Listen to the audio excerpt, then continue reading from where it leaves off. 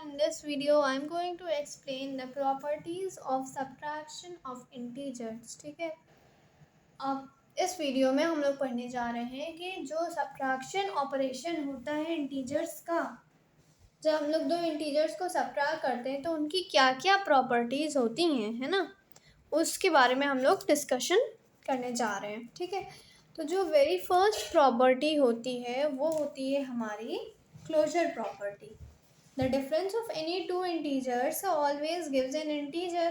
Thus integers are closed under subtraction. इसका मतलब क्या है कि इसका मतलब ये है कि जब भी हम लोग किन्हीं दो इंटीजर्स को सब्ट्रैक्ट करते हैं, ठीक है, किन्हीं भी दो इंटीजर्स को हम लोग जब सब्ट्रैक्ट करते हैं एक दूसरे से, तो जो उसका आंसर आता है ना वो भी एक इंटीजर ही होता है.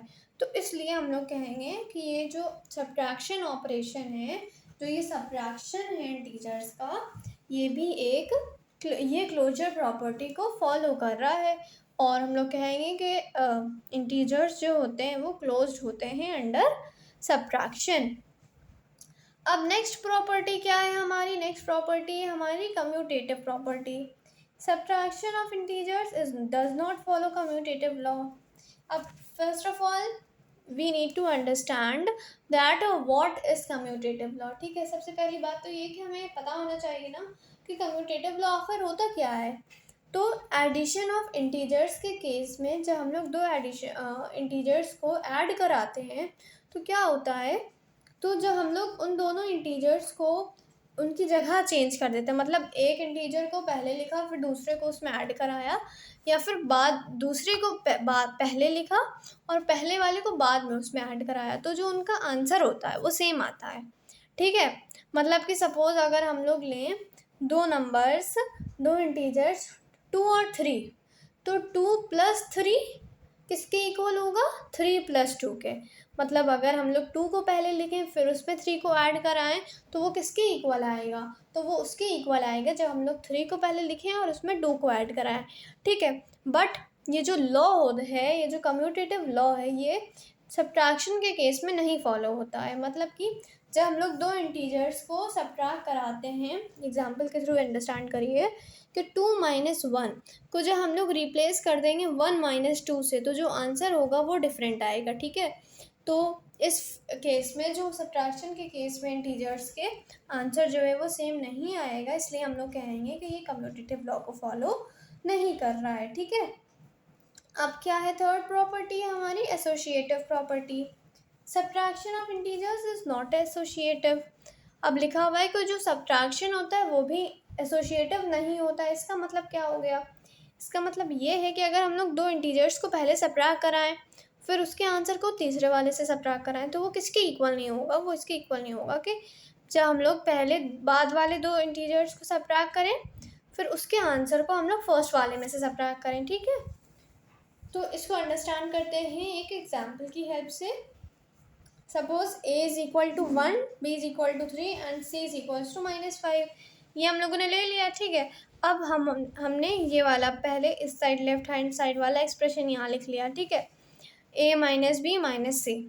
तो देखिए ये a - b ब्रैकेट में है ना, तो ब्रैकेट जब भी कहीं भी लगाओ तो जो वेरी फर्स्ट चीज़ है, जो सबसे पहले आपको करनी है वो ये है कि जो भी चीज़ ब्रैकेट में लिखी है आपको पहले उसको सॉल्व करना है. ठीक है, आपको पहले उसका आंसर निकालना है फिर आपको आगे चलना है. ठीक है, तो देखिए a - b यहाँ पहले लिखा है तो आप पहले a - b का आंसर निकालेंगे.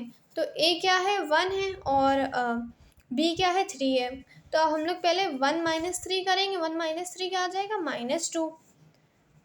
ठीक है, -2. उसके बाद उसमें माइनस कराना है हमें c जो कि है -5. तो देखो माइनस माइनस प्लस हो गया ना. फिर -2 + 5 = 3 आ रहा है. कैसे आ रहा है? क्योंकि हमें यहाँ प्लस माइनस माइनस कराना है और साइन बड़े नंबर का लग दिया है जो कि प्लस है. अब फिर दूसरा केस क्या है कि a - b - c. अब इस केस में हमें ये पहले सॉल्व करना होगा ना. क्यों? क्योंकि ये हमारा ब्रैकेट में लिखा है, इसीलिए हम लोग पहले b - c को सॉल्व करेंगे. 1 - 3 -5. ये माइनस माइनस प्लस हो गया देखो, और ये क्या आ जाएगा? 8. और अब हो जाएगा 1 - 8 जिसका आंसर आएगा -7. तो 3 और -7 तो नहीं इक्वल है ना, 3 और -7 नहीं इक्वल है, तो इसका मतलब है कि a माइनस बी का ब्रैकेट -c नहीं इक्वल है b minus in bracket a minus in bracket b minus c के, ठीक है।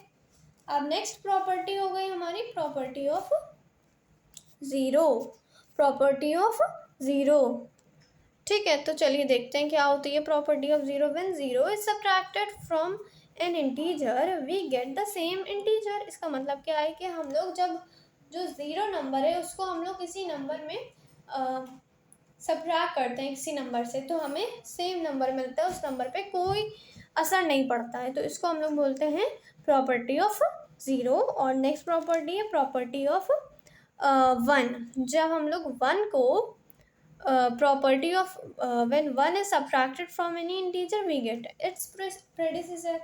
इसका मतलब क्या है कि जब हम लोग वन को किसी भी नंबर में से माइनस करते हैं तो हमें उसका प्रेडिसेसर मिलता है। प्रेडिसेसर हम लोग मल्टीपल टाइम समझ चुके हैं अभी तक कि प्रेडिसेसर क्या होता है। प्रेडिसेसर वो नंबर होता है जो एक नंबर के जस्ट लेफ्ट में आता है नंबर लाइन पे, तो हम लोग उस नंबर को बोलते हैं प्रेडिसेसर, ठीक है। एग्जाम्पल से समझिए -2 और -2 एक नंबर है, इसमें हम लोगों ने -1 को, इसमें हम लोगों ने 1 को सब्ट्रैक्ट कर दिया है, तो आंसर क्या आएगा। कॉमन हम लोग साइन को क्या करेंगे, कॉमन ले लेंगे, फिर इनकी एब्सोल्यूट वैल्यू का सम निकाला, 3 आया और कॉमन साइन को पुट कर दिया, तो जो -3 है वो -2 का प्रेडिसेसर है, ठीक है। So that's all for today, keep watching the study classes.